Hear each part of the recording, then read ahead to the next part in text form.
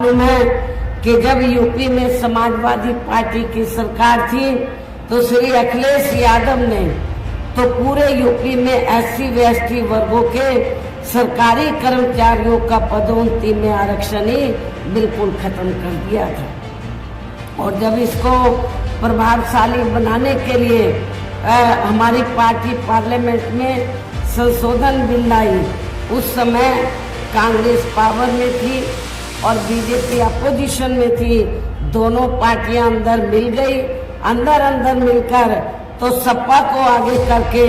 तो इन्होंने इस विधेयक को, संशोधन विधेयक को पास नहीं होने दिया। नेक्स्ट 9 न्यूज में आपका स्वागत है। मैं हूं आपके साथ अबरारुल हक रहमानी। दर्शकों, इस समय एक बड़ी खबर आ रही है उत्तर प्रदेश की राजनीति से। दरअसल उत्तर प्रदेश में जब से बीएसपी पार्टी में वो बड़ी घटना घटी है और जिसके बाद आप देख रहे हैं कि खास करके नेशनल कोऑर्डिनेटर पद को लेकर के लगातार इस बात को लेकर के काफ़ी ज़्यादा चिंताएं जो है वो देखने को मिल रही थी। और ये कहा जा रहा था कि उत्तर प्रदेश में इसका सीधे तौर पर असर देखने को मिलेगा और बीएसपी पार्टी की कई ऐसी सीटें हैं जहां पर ये फेरबदल हो सकता है। खास करके प्रत्याशी कहीं ना कहीं इस बात से नाराज थे, क्योंकि बहुत दिनों बाद बीएसपी में एक नई चिंगारी देखने को मिली थी और उस चिंगारी को बुझाने का काम मायावती ने खुद अपने हाथों से किया है।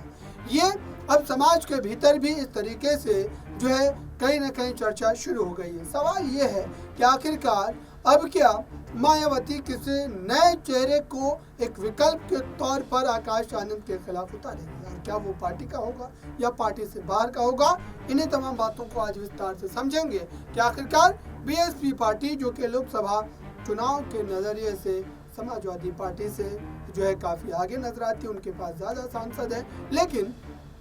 इस बार 2024 के लोकसभा चुनाव में क्या वो अपनी इस जीत के आंकड़े को बरकरार रख पाएंगी और क्या जहां पर उन्होंने अपने प्रत्याशी उतारे, और सबसे बड़ी बात यह कि सबसे ज्यादा मुस्लिम प्रत्याशी अगर किसी पार्टी ने उतारे हैं तो वो बहुजन समाज पार्टी है। अब ऐसे में सवाल ये उठ रहे हैं कि आखिरकार क्या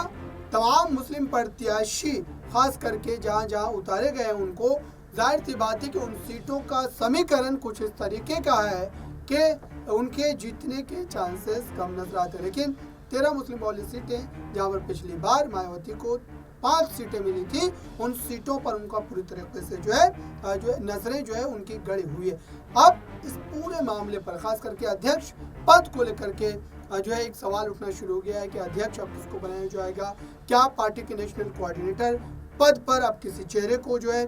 जिम्मेदारी दी जाएगी और क्या वो चेहरा जो है चंद्रशेखर रावण का हो सकता है? इस पूरे मामले पर जो है मायावती ने अपने भाषण में खास करके भाजपा की नीतियों के खिलाफ कहे और साथ ही इस समय जनता की उन तमाम मुद्दों को लेकर के किस तरीके से 2024 के चुनाव में वो जब रैली को संबोधित कर रही थी उन्होंने क्या सारी बातें कही है, देखिए। इस स्टेट में भी लोकसभा के लिए हो रहे आम चुनाव में अपनी पार्टी के उम्मीदवारों के समर्थन में मुझे सुनने के लिए यहाँ इकट्ठा हुए हैं, तो उसके लिए मैं आप सभी लोगों का हार्दिक दिल से आभार प्रकट करती हूँ। वैसे आप लोगों को ये मालूम है कि हमारी पार्टी कांग्रेस, बीजेपी व अन्य किसी भी विरोधी पार्टी तथा गठबंधन आदि के साथ मिलकर नहीं, बल्कि अकेले ही अपनी पार्टी के बलबूते पर पूरी तैयारी व दमदारी के साथ ये चुनाव लड़ रही है। इसके साथ ही हमने टिकट बंटवारे के मामले में भी सर्व समाज के लोगों को उचित भागीदारी दी है, जिनको कामयाब बनाने के लिए अपनी पार्टी के लोग पूरे जी जान से लगे हैं। हालांकि आज यहाँ आपके इकट्ठा हुई अपार भीड़ व भीड़ के जबरदस्त जोश को भी देखकर अब मुझे भी ये काफी हद तक यकीन हो गया है कि पिछली बार की तरह इस बार भी आप लोग अपने प्रदेश से यहाँ लोकसभा चुनाव में अपनी पार्टी का बेहतर रिजल्ट जरूर लाएंगे और इसके लिए अब मैं आप लोगों का ध्यान कुछ जरूरी बातों की तरफ दिलाना चाहती हूँ और इस संबंध में विशेषकर मैं कांग्रेस, बीजेपी व इनके अन्य सभी सहयोगी दलों के बारे में ये कहना चाहूंगी कि आजादी के बाद शुरू में केंद्र व देश के काफी राज्यों में भी ज्यादातर सत्ता यहाँ कांग्रेस पार्टी के ही हाथों में केंद्रित रही है, किंतु इनकी अधिकांश मामलों में रही गलत नीतियों एवं गलत कार्य प्रणाली आदि की वजह से ही फिर इस पार्टी को केंद्र में काफी राज्यों की भी सत्ता से बाहर होना पड़ा है। आपने देखा दर्शकों, आखिरकार क्या इन्हीं तमाम मुद्दों को लेकर के वो अपनी जीत सुनिश्चित कर पाएंगे और क्या वाकई उत्तर प्रदेश में बीजेपी पार्टी का वही राजनीतिक जलवा एक बार फिर से देखने को मिल सकता है। इस पूरे मामले को लेकर के हमारी नजरें गड़ी हुई है दर्शकों, लेकिन फिलहाल अगर देखा जाए तो चंद्रशेखर रावण पर मेहरबानी होती हुई दिखाई दे रही है, चूंकि चंद्रशेखर रावण ने बीते कुछ वर्षों में जिस तरीके से उत्तर प्रदेश सहित देश के अन्य राज्यों में अपनी राजनीतिक ताकत बनाई है, खास करके अपने समाज के उन तमाम बुनियादी मुद्दों को लेकर जिस तरीके से उन्होंने सरकार के खिलाफ आवाज उठाई, जाहिर सी बात है कि समाज के भीतर उनको लेकर के अब कहीं न कहीं जगह बनती दिखाई दे रही है। लेकिन ऐसे में अगर वो अपनी पार्टी का विलय करते हैं, अगर इस तरीके की चीजें हमें भविष्य की राजनीति में देखने को मिलती है, तो जाहिर सी बात है कि उन्हें इस पद से भी नवाजा जा सकता है और ये संभव भी नजर आ रहा है। देश के किसान वर्ग भी वर्तमान बीजेपी की सरकार में शुरू से ही अपनी विभिन्न समस्याओं को लेकर काफी ज्यादा दुखी व परेशान रहे हैं और अभी भी हैं, जबकि यूपी में 4 बार हमारी पार्टी की रही सरकार ने इनके हितों का भी हर स्तर पर विशेष ध्यान रखा है। आप लोगों को ये मालूम है, जब भी बीएसपी के नेतृत्व में सरकार रही तो हमने अपनी 4 हुकूमतों में तो किसानों को खेती करने के लिए समय से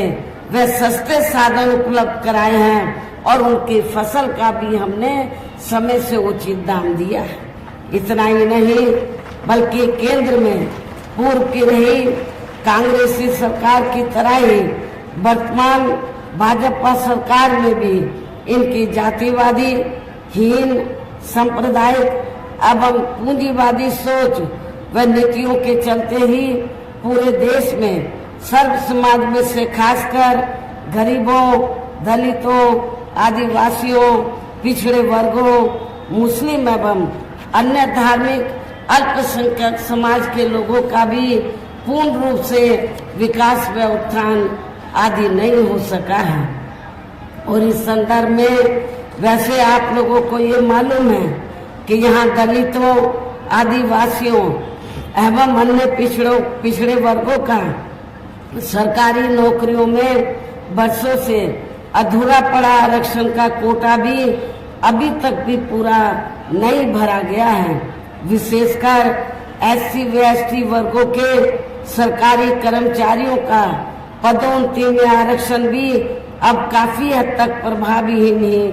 बना दिया गया है। और आप लोगों को ये भी मालूम है कि जब यूपी में समाजवादी पार्टी की सरकार थी तो श्री अखिलेश यादव ने तो पूरे यूपी में एससी व एसटी वर्गों के सरकारी कर्मचारियों का पदोन्नति में आरक्षण ही बिल्कुल खत्म कर दिया था। और जब इसको प्रभावशाली बनाने के लिए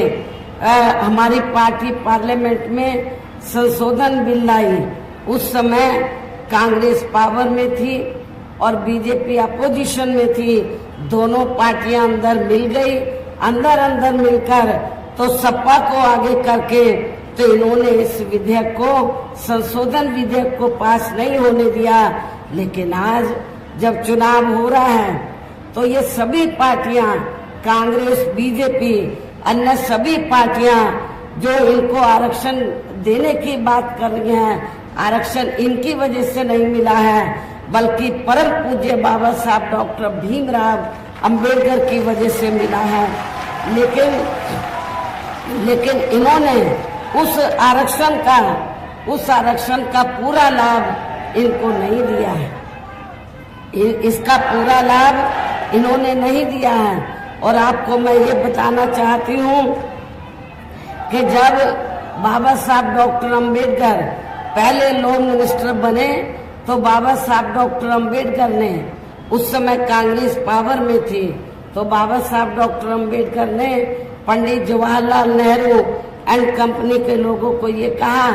कि SC ST का जो आरक्षण का कोटा है वो पूरा नहीं भरा जा रहा है, इसको भरा जाए। और जो अति पिछड़े वर्ग के लोग हैं तो उनको भी SC ST का आरक्षण देने के लिए कमीशन बैठाया जाए, लेकिन कांग्रेस इसके लिए तैयार नहीं हुई। और लेकिन फिलहाल इस तरीके के कोई आधिकारिक